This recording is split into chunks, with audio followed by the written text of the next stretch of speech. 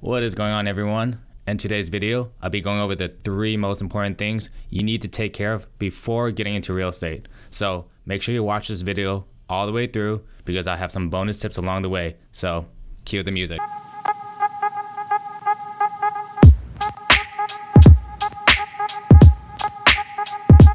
And welcome back to another Let's Talk Real Estate Sunday, where I give you my 2 cents about real estate, but give you a mental spin on each topic.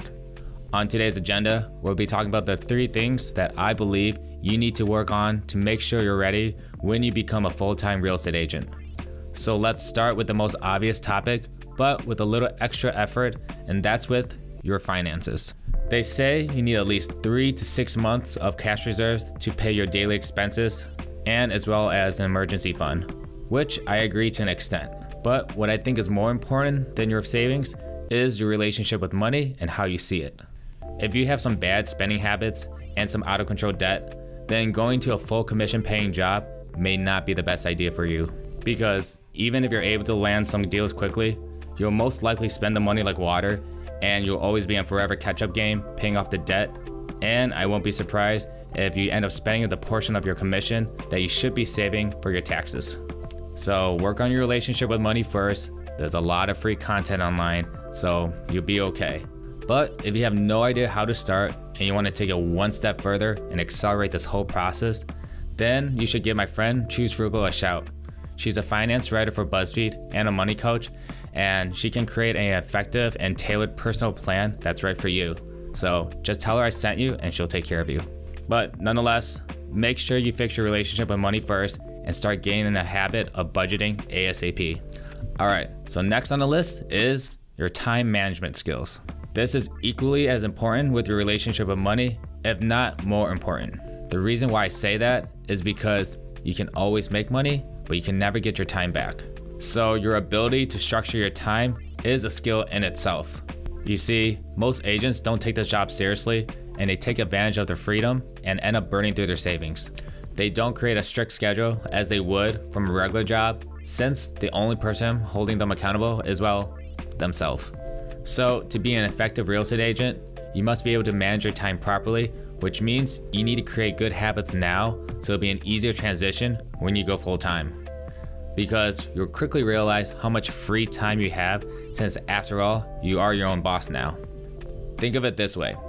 If it's hard to find time to exercise, to eat healthy, spend time with friends and family, and overall, using your day job as an excuse for not giving you the freedom to get things done, and assuming that being your own boss will give you all that free time and fix all your problems, well then, you're gonna be in a rude awakening, because that's far from the truth.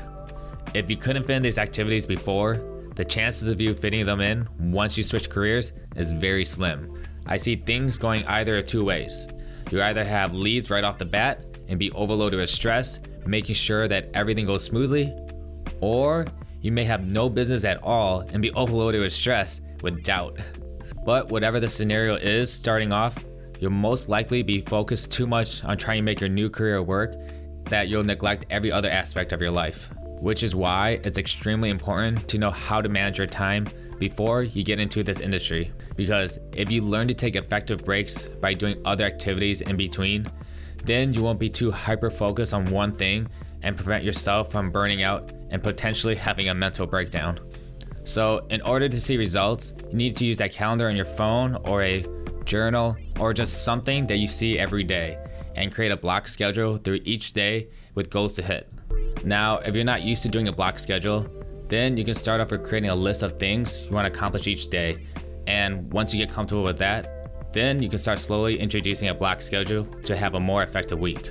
And if you want an in-depth video on how I myself time block my days, then drop a comment below, and if there's enough interest, I'll make that video.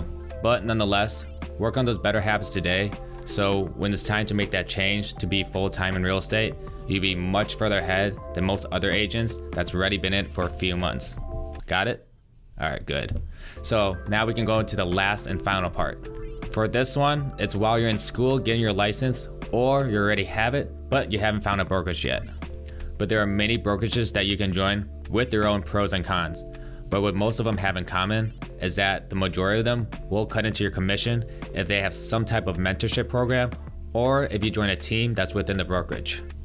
If you have no experience whatsoever in this industry and you're basing it off of what you see on HGTV, and you're just assuming that this is an easy job, then I recommend that you join a team or jump on a mentorship program for at least a few months to a year, because your first year is basically for you to find your rhythm of how everything works and what doesn't, and really test yourself if this new career is really for you.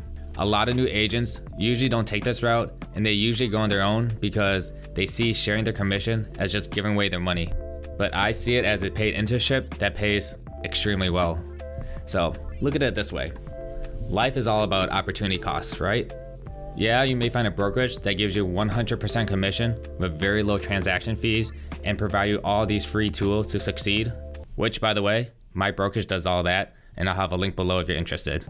But if you're completely brand new to this industry with no guidance, then you may make a lot of costly mistakes with either marketing or your time management that could have easily been avoided if you just found a solid team or a good mentor.